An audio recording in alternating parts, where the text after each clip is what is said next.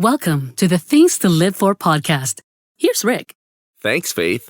I've been on a bit of a Neil deGrasse Tyson trip as of late.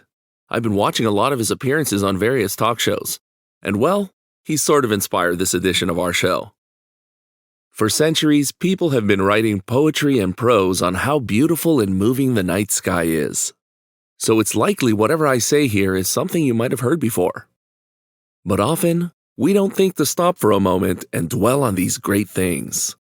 That's what this show is all about. When was the last time you stopped and looked at the sky? I'm not talking about a short glance or a quick peek. I mean, when was the last time you stepped outside and took a long look at the stars above us? You might have forgotten how beautiful it is. To fully appreciate the sky, you need to get away from light pollution. So if you live in the city, make it a point to gaze at the stars the next time you're out of town.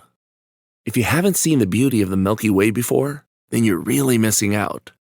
The first time I saw it was at a retreat, and it blew my mind away. When we look up at the blanket of stars in the sky, oftentimes we feel small. We realize how vast the universe is, and how we're tinier than a speck of dust in the ocean. This isn't a bad thing, though. It just helps to remind us that no matter how bad our problems may be, they're not that big in the grand scheme of things.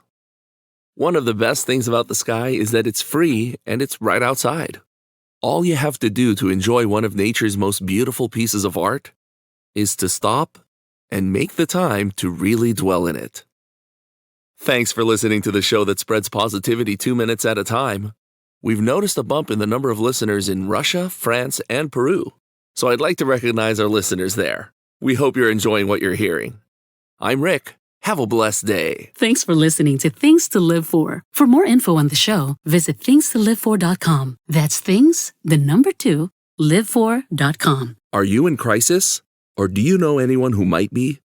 You are not alone, and help is available. If you're in the U.S., visit suicidepreventionlifeline.org. If you're outside the U.S., visit iasp.info. Help is just a click away.